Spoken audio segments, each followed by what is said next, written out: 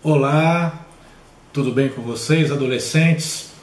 Esta aula, esse estudo, ou pelo menos esse resumo que faremos a partir de agora, é direcionado para vocês, adolescentes.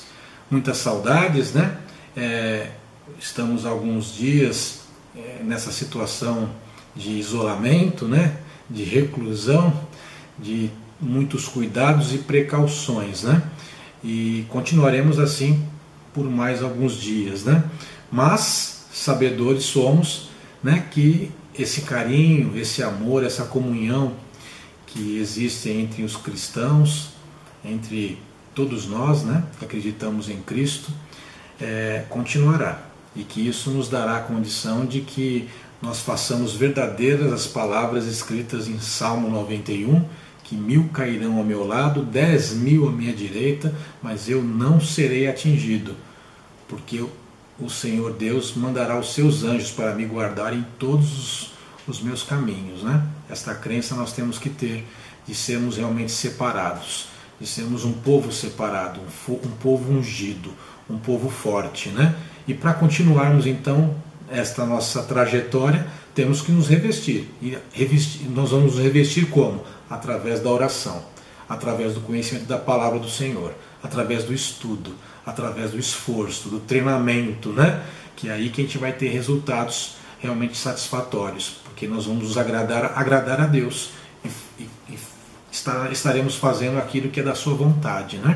Vamos orar então inicialmente. Senhor meu Pai, Senhor Deus Todo-Poderoso, Espírito Santo de Deus, Senhor Jesus Cristo, obrigado pelas nossas vidas e saúde, Pai, que nós possamos nesse momento agora estarmos com os nossos ouvidos e olhos espirituais abertos para o entendimento, que o Senhor me capacite, Pai, que o Senhor prepare, Senhor Jesus, os adolescentes e todos aqueles que forem se nutrir desta palavra, desta aula, dessa recapitulação, vamos dizer assim, Senhor, dessa condução da mensagem de hoje, do ensinamento que o Senhor nos coloca à disposição no dia de hoje, Pai, nessa terceira aula que iremos ministrar. Em nome de Jesus, Senhor Deus, agradecemos a Ti, Pai.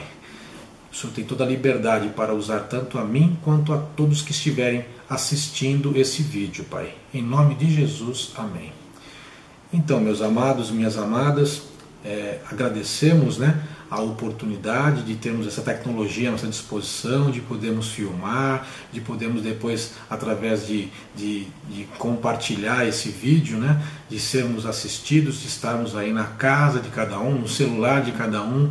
Olha que bênção maravilhosa que é esse meio de comunicação que a tecnologia nos faz no dia de hoje. E agradecer também, obviamente, a toda a coordenação e direção da Escola Bíblica Dominical, nesta continuidade, desta forma, à distância, É um EAD, É um curso em EAD, olha que maravilha, E estamos, então, dando continuidade nessa terceira lição. Nossa terceira lição vai falar sobre anjos caídos, com base bíblica em Tiago, no capítulo 4, no versículo 7, nós temos lá que: portanto, obedeçam a Deus e enfrentem o diabo, que ele fugirá de vocês. E em 1 Pedro, no capítulo 5, versículo 8, diz assim: estejam alertas e vigiem. Olha lá, adolescentes, estejam alertas e vigiem. O diabo, o inimigo de vocês, anda ao redor como um leão, rugindo e procurando a quem possa devorar. Satanás não é o nosso único inimigo.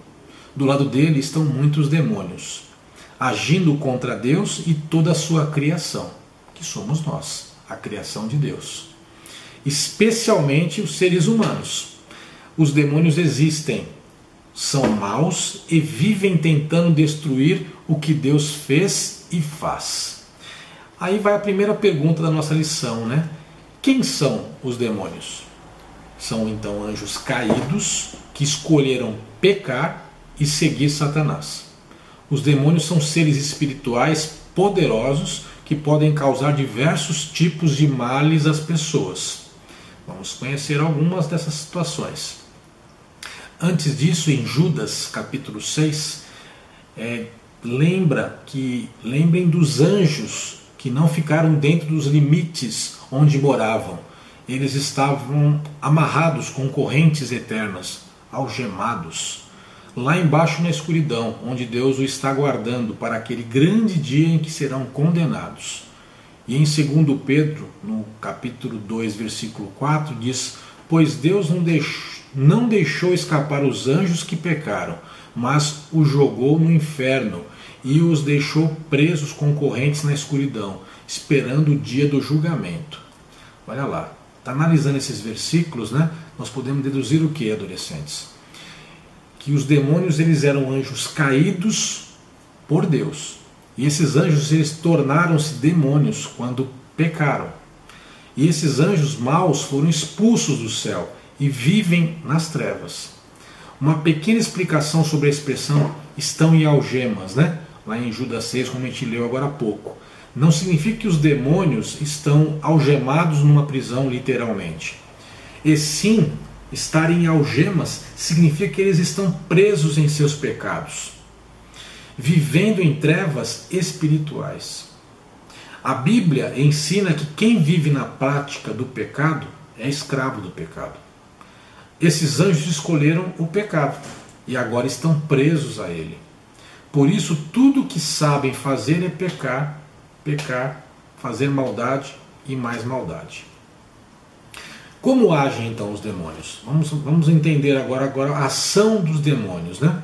Qualquer coisa que se oponha a Deus tem alguma marca ou influência demoníaca. Lá em Mateus, no capítulo 12, no versículo 22, diz lá que o Satanás, né, ele dá um exemplo, né, exatamente da história de um homem, de uma pessoa que é cega e muda. Satanás agindo através dessa pessoa, né? Em 2 Coríntios 11, de 13 a 5, Satanás agindo, enganando as pessoas, disfarçando-se de pregadores da Bíblia. Em Lucas 8, de 27 a 29, é Satanás agindo, deixando uma pessoa espumando com ataques e convulsões. Portanto, os demônios eles podem atacar o corpo das pessoas, trazendo-lhes enfermidades e deficiências. Elas podem atacar a mente, ou os demônios, né, podem atacar a nossa mente, deixando-as perturbadas, loucas, ou fazendo-as acreditar em mentiras que as afastem da verdade que é Jesus. Podem também incentivar as pessoas a cometer pecados e fazer maldades. Pode, como mentir, né? Roubar, trair, matar e etc. Jesus, assim como deu autoridade aos seus discípulos para expulsar os demônios, nos dá também a autoridade de, em nome dele, em nome de Jesus Cristo, expulsar demônios e curar enfermos. Leia lá em Marcos, capítulo 3, nos versículos 14 e 15, estão exatamente escrito isso. A Bíblia conta que Jesus curou um homem que já nasceu cego. Aí os próprios discípulos perguntaram se a origem daquela deficiência, né, física era o pecado dos próprios pais dele. Aí Jesus ele respondeu: nem ele pecou, nem os seus pais, mas foi para que se manifestasse nele as obras de Deus. Lá em João, capítulo 9, de 1 a 3, fala sobre isso. Portanto, temos que saber que nem toda enfermidade ou deficiência são frutos da ação demoníaca. Porém, no nosso estudo de hoje, fala sobre possessão e opressão demoníaca, que vem a ser uma coisa e outra, né? Então a possessão demoníaca ocorre quando um ou mais demônios tomam posse de uma pessoa, isto é, quando demônios entram no corpo de uma pessoa e controlam essa pessoa. A pessoa possuída perde o controle sobre si mesma, podendo manifestar o domínio do demônio em diferentes áreas. Então o manifestar do demônio em diferentes áreas é o que a gente vai estudar a partir de agora. Então, sendo na área física, né? O que acontece com a pessoa? Ela tem uma expressão facial alterada, olhar irado ou malicioso, um riso descontrolado, uma força sobre-humana Então, às vezes, ela se torna muito violenta, autodestrutiva, mudanças no tom da voz, aspereza, zombaria, rouquidão, convulsões, prostração, insensibilidade à dor. Isso tudo a gente encontra respaldo, né, lá em Atos 19, versículo 16, e Marcos, capítulo 9, versículos 17 e 18. E na área mental? Acessos de loucura, demências, como andar nu, morar num cemitério, automutilação, euforia, depressão, gritos descontrolados. Também nós encontramos também respaldo lá em Atos, capítulo 5, de 1 a 11, sobre exatamente essa parte da área mental. E a área espiritual? Então, os demônios fazem as pessoas falarem obscenidades, blasfêmias, ameaça tudo que representa Cristo, age com violência diante da palavra de Deus, não suporta louvor ou oração, não confessa Jesus de forma reverente. Nós encontramos também respaldo lá em Atos, capítulo 13, de 8 a 10, ou 1 João, capítulo 4, de 1 a 4. Ou então a área parapsicológica, habilidade para fazer certas previsões do futuro, né?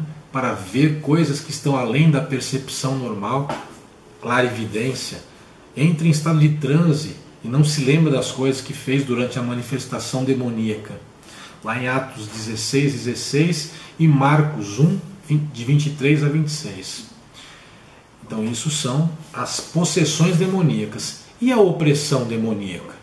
É um estado em que os demônios agem pressionando a pessoa a fazer o mal ou causando empecilhos e dificuldades. Como exemplo, nós tivemos o caso de Adão e Eva, né? Foram oprimidos por Satanás, que os pressionou e enganou até conduzi-los ao pecado. Lá em Gênesis 3, versículo 1. Jesus também sofreu grande opressão, sendo tentado por Satanás no deserto, mas resistiu firmemente. Glórias a Deus. Embasado na palavra de Deus. Lá em Mateus, capítulo 4, de 1 a 11, né? Nós temos exatamente amparado isso, escrito isso.